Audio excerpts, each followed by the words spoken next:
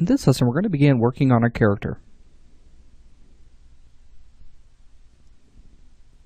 Alright, so the first thing that we want to do is we want to take a look at our concept art. We're going to be building a female post-apocalyptic character, and you can see that the character, we have three different renditions just to kind of show some color here. You'll notice that the character has some long hair. It's being hidden by a hood. We've got this puffer jacket that's got patches and things like that. The pants themselves, we have three different styles. We could do something like a cargo pant or a pair of jeans. She's also got these boots on, and she's got some gear, so like a backpack and things like that. And so we want to go through and we want to learn how to build all of this. Now, we're not going to be taking the approach of building a character completely from scratch. We're going to be using a base mesh that we've created in ZBrush, and most of the anatomy is already there. We've got our proportions set, but we'll be changing up the face a little bit.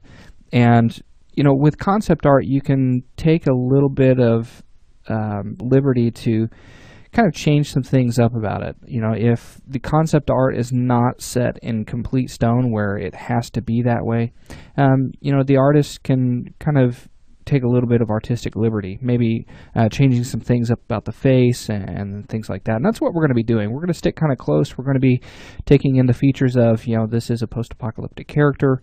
We need to make sure that we're not making a supermodel as we go along.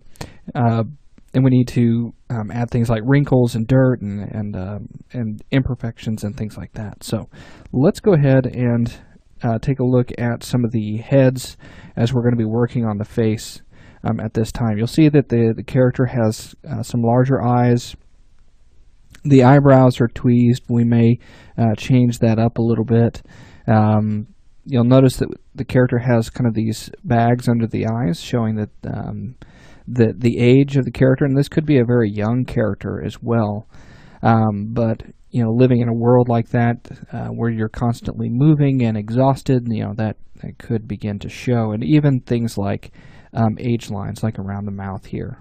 Okay, so all things that we'll take into consideration. Now, you'll also take notice of the different hairstyles that are in this as well.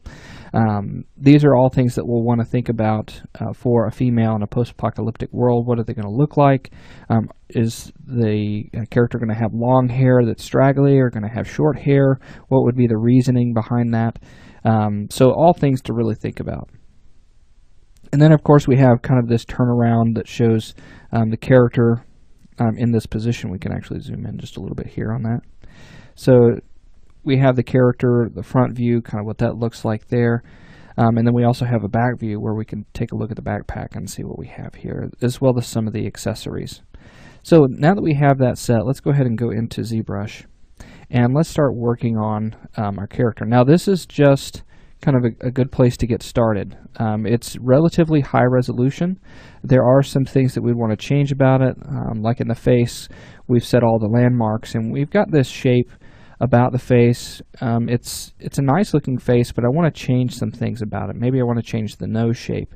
Maybe I want to change the size of the ears and the mouth. And we'll all talk about how to do that while still keeping proportions and working on this. So right here on the face, what I want to do is I want to change some things up about her nose and the proportions of her face. I don't want her to look like a supermodel, okay, as we have here. So let's come in, and whenever we're working large like this, I like to use the move brush, and I'll take my draw size down a little bit, and I'll start to kind of play around with some of the different shapes of the nose.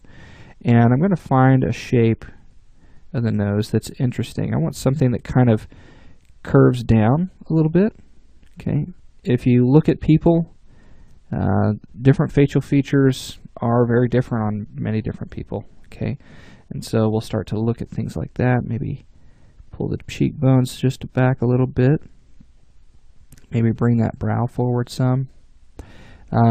All things to consider. Let me also bring the eyelid forward here above the eye itself. Now, the eyeball is a separate, a completely separate subtool. I find it easier to shape the face that way. Okay. Now you also notice that the topology of the face is not exactly the greatest, and that's okay because we're going to talk about retopology later. Not necessarily for like inside of ZBrush, but in another course we'll talk about maybe retopologizing this character.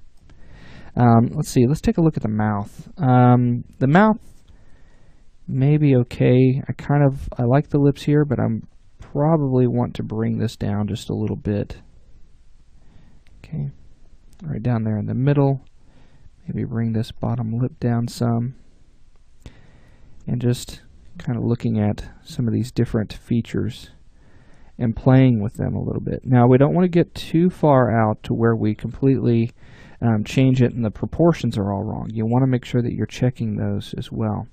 Some proportions to watch out for are like right here on the inside of the eye, making sure that it lines up with the outside of the nose. The mouth itself, usually around the corner of the mouth, it's usually right inside the center of the eye. Once you start getting to the center of the eye, that's where the mouth becomes a little too large. You want to think of it as a triangle, okay? So like that, okay? We can play around a little bit more maybe with this lip, kind of bring it down. I'm really liking the way the nose is looking, and it's a very interesting nose in my opinion. Not everyone has, this perfect bridge nose, and the ball of the nose can be very different, okay, from person to person. So we don't want to get into this mindset of, everyone looks the same sort of thing. So once I've kind of finished playing around with some of those proportions, we may even start looking at some of the cheekbones, maybe pushing this in a little bit, making her look a little thinner, because she is in a post-apocalyptic world, and that is understandable of being a little thinner. Maybe the zygomatic bone is showing off a little bit more, maybe pushing in the side of the head some, kind of just playing around with some of these planes. Now we don't want to get too far from this. Another thing to watch out for is, underneath the chin here. We don't want to push this all the way up like that, because that we get rid of that skin. There's actual tissue. There's the esophagus underneath there. So most of the time it is shaped like this. The only thing that would really change maybe the skin right in here. Might get pushed up underneath the jaw a little bit more, but I think we were okay right where we were at. So now what we can do is we can go ahead and take a look at the ears. I just want to adjust the size of those. So I'll just kind of bring those up a little bit. Okay, and kind of play around with their shape some. And I really like the shape here on the front.